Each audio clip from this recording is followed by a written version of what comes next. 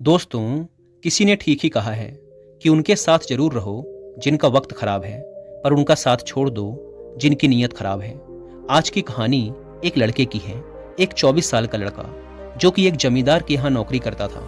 उसके माँ बाप इस दुनिया में नहीं थे। जिंदगी बड़ी कठिनाइयों में बीत रही थी। वह जाता था, रोज पैसे कमाकर घर आता था, खाना बनाता था, खाता था और सो जाता था।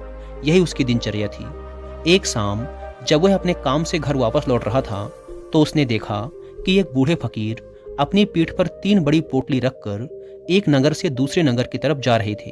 वो देखने में काफी बूढ़े लग रहे थे और वो काफी देर से ऐसे ही सफर कर रहे थे और आखिरकार कुछ दूर और चलने के बाद वह चलते चलते थक कर एक पेड़ के नीचे आकर बैठ गए। तभी उनकी नजर इस नौजवान युवक पर पड़ी जो कि उसी रास्ते पर जा रहा था और उसी दिशा में जा रहा था जिस दिशा में उन बूढ़े फकीर को जाना था। तभी वह लड़का उन बूढ़े फकीर के पास से होकर गुजरा। जैसे ही वह उनके पास से गुजरा तभी उन बूढ़े फकीर ने पीछे से आग्रह भरी आवाज में कहा, सुनो बेटा, क्या तुम मेरी थोड़ी सी मदद कर सकते हो? ये पोटलियां बड़ी भारी हैं और मैं बूढ़ा हो चुका हूँ।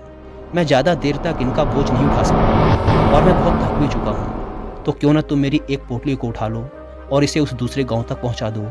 इसके बदले में मैं तुम्हें 2 सोने के सिक्के दूंगा। वह लड़का उन फकीर की सारी बातें सुनता है, फिर उनसे कहता है, कोई बात नहीं बाबा, मैं आपकी मदद करने के लिए तैयार हूँ। बताइए आपको कहाँ जाना है? ऐसा कहते हुए उस लड़के ने उन फकीर की एक पोटली उठा ली और उसे अपने कंधे पर रख लिया। जैसे ही उसने पोटली को कंधे पर रखा उसे आभास हुआ कि ये पोटली तो सच में बहुत भारी है। फिर वह लड़का और वह फकीर रास्ते में आगे की ओर बढ़ चले। कुछ देर तक चलने के बाद देखते ही देखते वह गांव खत्म होने लगा और अब एक सुनसान रास्ता आगे की ओर जा रहा था। वे दोनों अपने रास्ते पर मस्त होकर आगे की ओर बढ़ रहे थे। जब वे भीड़ से पूरी तरह से अलग हो गए तब वह लड़का उन फकीर से कहता है कि बाबा, इस पोटली में आखिर ऐसा क्या रखा है जिससे यह पोटली इतनी भारी है? इस पर वह फकीर बाबा जवाब देते हुए कहते हैं कि कुछ नहीं बेटा, बस इसमें कुछ तांबे के सिक्के भरे हुए हैं, इसीलिए यह इतना भारी है। उन फकीर की यह बात सुनकर वह लड़का मन ही मन सोचने लगा, लगता है ये बाबा जरूर कोई व्यापारी हैं, तभी तो इतने सारे तांबे के सिक्के साथ लेकर चल रहे हैं। लेकिन तभी उसके मन में एक विचार आया, मुझे इन सब से क्या मतलब, मुझे तो सिर्फ इस पोटली को दूसरे गांव तक पहुंचाना है। जैसे उसके मन में यह विचार आया उसने तांबे के सिक्कों का ख्याल अपने मन से निकाल दिया और मस्त होकर मार्ग में आगे की ओर बढ़ने लगा। चलते चलते कुछ और समय बीता और वे दोनों एक नदी के किनारे आ पहुंचे। वह लड़का काफी हट्टा कट्टा था और काफी चुस्त और तंदुरुस्त भी था, इसीलिए वह बिना ज्यादा सोचे उस नदी में उतर जाता है। परंतु वह फकीर अभी भी किनारे पर ही खड़े थे। यह देख वह लड़का उन फकीर से कहता है, क्या हुआ बाबा, क्यों रुक गए?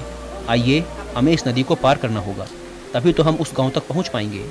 इस पर वह फकीर उस लड़के से कहते हैं, मैं जानता हूं बेटा कि हमें यह नदी पार करनी ही होगी, पर जैसा कि तुम देख ही रहे हो मैं अब बूढ़ा हो चुका हूँ, इसीलिए ये 2-2 पोटलियां एक साथ लेकर यह नदी पार नहीं कर सकता। इसमें अगर मेरा पैर फिसल गया तो फिर मैं आगे का सफर कैसे पूरा करूंगा? क्या तुम मेरी एक पोटली और ले सकते हो? मैं तुम्हें इसके बदले भी 2 सोने के सिक्के और दूंगा। इस पर वह लड़का मुस्कुराते हुए उन फकीर से कहता है, बाबा, अब आप मुझे शर्मिंदा कर रहे हैं। अगर आप मुझे सोने के सिक्के ना भी दें तब भी मैं आपका कार्य अवश्य करूंगा। मैं आपको उस दूसरे गांव तक अवश्य पहुंचाऊंगा।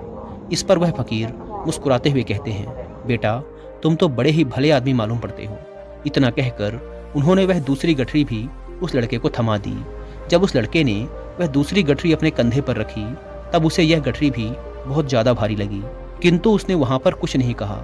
जैसे तैसे उन दोनों ने वह नदी पार की। नदी पार करने के बाद बातों ही बातों में उस लड़के ने उन फकीर से कहा, बाबा, आखिर इस दूसरी गठरी में क्या है, क्योंकि यह भी बहुत भारी है।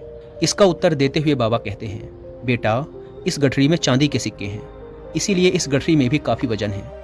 उन फकीर की ये सारी बातें सुनकर अब उस लड़के का दिमाग तेजी से काम करने लगा था। वह सोचने लगा, एक गठरी में तांबे के सिक्के हैं और दूसरी में चांदी के। ऐसा लग रहा है जैसे ये फकीर बाबा बड़ी दूर से आ रहे हैं और इन्होंने अपनी सारी जमीन जायदाद बेचकर यह सिक्के इकट्ठा किए हैं, इसीलिए तो यह इतना धन साथ लेकर चल रहे हैं। लेकिन वह लड़का उन फकीर बाबा से कुछ भी नहीं कहता और वे दोनों चुपचाप मार्ग में आगे की ओर बढ़ते चले जाते हैं। कुछ देर चलने के बाद आगे फिर एक सुनसान रास्ता आता है। उस सुनसान रास्ते पर आते ही उस नौजवान लड़के के मन में तरह तरह के विचार उठने लगे। वह सोचने लगा, अरे यह तो सुनसान रास्ता है। अगर मैं ये सिक्के लेकर यहाँ से भाग जाऊं तो ये फकीर भला कब तक मेरे पीछे भागेंगे। मुझे नहीं लगता कि ये मुझे कैसे भी पकड़ पाएंगे, और यहाँ कोई है भी नहीं जो इनकी मदद कर पाए। और वैसे भी ये बहुत सारे